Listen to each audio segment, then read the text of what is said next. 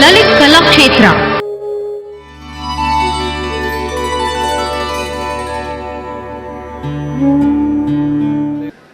இந்த லலித் கலாக்ஷேத்ரா நிறுவனத்தின் மூலமாக என்னை அழைத்ததற்கு மிகவும் நன்றி கலந்த வணக்கத்தை தெரிவித்துக்கொண்டு, அரங்கேற்றம் என்பது ஒரு மாணவி நாட்டியம் கற்றுக்கொண்டு அதில் அடவுகளை பயின்று புஷ்பாஞ்சலி, அலாரிப்பு, ஜதிஸ்வரம், சப்தம், பதம், வர்ணம், பதவர்ணம், பதம், கீர்த்தனை என்று தில்லானா வரைக்கும் சென்று அரங்கேற்றம் செய்வது சம்பிரதாய முறைப்படி ஒன்று. நமது பாரத கலாச்சாரத்தின் பிரதிபலிப்பாகவும் பண்பாட்டின் உறைவிடமாகவும் பழமையான ஒரு நாட்டிய கலையும் இந்த பரதநாட்டிய கலை இன்று வரை நமக்கு கிடைத்திருக்கிறது. பெரும் பொக்கிஷமாகவும் அதை நம்ம முன்னோர்கள் நமக்கு கொடுத்துறது, அதை வழி வழியாக நமக்கு கிடைச்சது ஒரு பெரிய பாக்கியமாக நம்ம கருதுகிறோம். இப்போ இருக்கிற புதுமையான காலகட்டத்தில் இந்த பழமையான பரதநாட்டிய கலை நிலச்சி நிற்கிறதுக்கு முக்கிய காரணம் குருமார்கள் தான். அப்படிப்பட்ட குருவிற்கு நம்ம மாணவர்களாகிய அனைவரும் அவங்களுக்கு கொடுக்க வேண்டிய மரியாதையை கொடுத்து, அதற்கு பெற்றோர்களும் தக்க துணை இருந்து இந்த கலையை வளர்த்துட்டு வர்றது ஒரு பெரிய விஷயமாக நம்ம கருதுகிறோம். அதனால தான் இந்த நாட்டிய கலை நம்ம நாடு மட்டும் இல்லாமல் வெளிநாடுகள்லேயும் நல்லா பரவி இருக்குது. அதற்கு முக்கிய காரணமாக இந்த லலித் கலாக்ஷேத்ரா நிறுவனத்தின் மூலம் நான் இப்போ தெரிஞ்சிட்டது என்னென்னா, பழமையும் ப்ளஸ் புதுமையும் சேர்ந்து இவங்க ப்ரெசன்ட் பண்ணுறாங்க. இது ஒரு பெரிய ஒரு விஷயம். பரதநாட்டிய அரங்கேற்றம் அப்படின்னா பழமை மட்டும்தான் இருக்கும். ஆனால் இதில் பார்த்தீங்கன்னா நிறைய அந்த குரலோவியம் பண்ணாங்க. ரொம்ப அந்த பிள்ளைங்க அருமையாக அந்த அர்த்தம் தெரிஞ்சு பண்ணுறாங்க. அதாவது படிக்கிறது, அர்த்தம் தெரிஞ்சு படிக்கிறது ஒன்று, மனப்பாடம் பண்ணி படிக்கிறது ஒன்று, அதவே அபிநயம் பண்ணுறது அது ஒரு பெரிய விஷயம். அப்போ அந்த பிள்ளைங்களும் நல்லா உணர்ந்து பிறரையும் அதை அவங்களுக்கு மகிழ்ச்சி தர மாதிரி ப்ரெசன்ட் பண்ணுறதுன்றது உண்மையிலே ஒரு மெய் சிலிர்க்க வைக்கக்கூடிய ஒரு அருமையான நாட்டியமாக இருந்தது.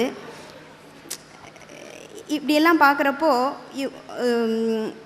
யதோ ஹஸ்தஸ் ததோ திருஷ்டி, யதோ திருஷ்டி ததோ மன, யதோ மனஸ் ததோ பாவா, யதோ பாவா ததோ ரசக என நாட்டிய சாஸ்திரத்தில் பரத முனிவர் சொல்லியிருக்காரு.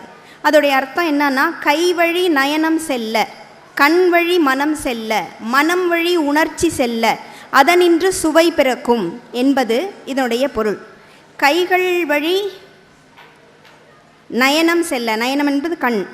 நாட்டியத்தில் உருப்படியில் நாம் மனசில் என்ன நினைக்கிறோமோ அதை கண் மூலமாக பிரதிபலிக்கணும்.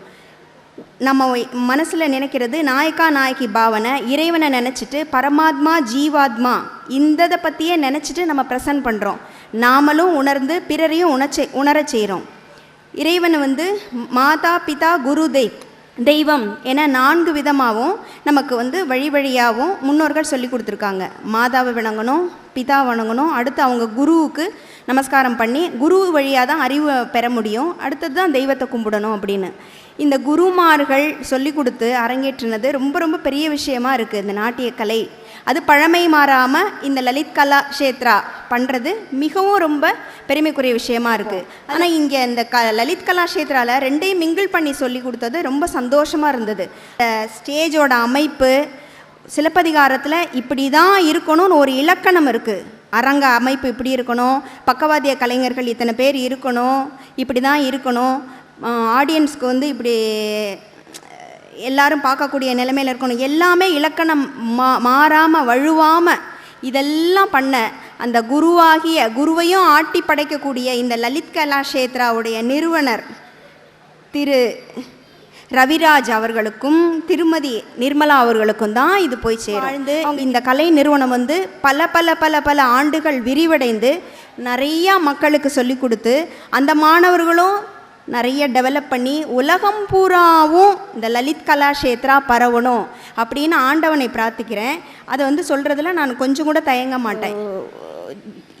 ஃபார்ம் பண்ணி அதை பண்ண இந்த நிறுவனத்துக்கு முழுக்க முழுக்க நன்றியை நான் தெரிஞ்சுக்கிறேன். ரொம்ப சந்தோஷமாக இருக்குது. இப்போ எங்களுக்குன்னா ஆட மட்டும்தான் தெரியும், சொல்லிக் கொடுக்க மட்டும்தான் தெரியும் நாட்டியம். ஆனால் அந்த நிறுவனத்தோட அவங்களுக்கு ஆடுறதுக்கு சொல்லிக் கொடுக்க தெரியாதையும் ஆடுறவங்கள, பாடுறவங்கள, வாத்தியம் வாசிக்கிறவங்கள எல்லாத்தையும் கோஆர்டினேட் பண்ணி ஆட்டி வைக்கும் தன்மை அவங்களுக்கு இருக்கிறது பெரிய விஷயம். எல்லாரையும் அப்படி பண்ணுறதுன்றது எல்லாருக்கும் வரவே வராது. எல்லா அமைப்பும் அவங்களுடைய தம்பதிகளுக்கு பொருந்தி இருக்குது. அவங்களுக்கு நீண்ட ஆயுளும் கலைக்காகவே தன்னை அர்ப்பணித்து காலம் முழுவதும் இதை விருத்தி பண்ணி உலகம் முழுவதும் இந்த நாட்டிக்கலையை பரப்ப வேண்டும் அப்படின்றது மனமாற நான் என்னுடைய நடராஜ பெருமாள்கிட்டையும் வேண்டி நான் விரும்பி கேட்டுக்கிறேன். நிறைவாக இந்த கலையோட தன்மை, பரதநாட்டிய கலையோட தன்மை முக்கியமாக என்னன்னு சொன்னால், தானும் அதை அனுபவிக்கணும். ஒவ்வொரு ஐட்டமும் ஆடுறப்ப தான் புரிஞ்சுக்கணும். அப்படி புரிஞ்சாதான் அது ரிஃப்ளெக்ட் ஆகும் அதனுடைய எக்ஸ்ப்ரெஷன். அதை நல்லா சொல்லி கொடுத்துருக்காங்க. இதில் என்னென்னா, இன்னொன்று பழமை ப்ளஸ் புதுமை ரெண்டுமே சேர்ந்து இருக்கிறது ரொம்பவும் வரவேற்கத்தக்கதாக இருக்குது.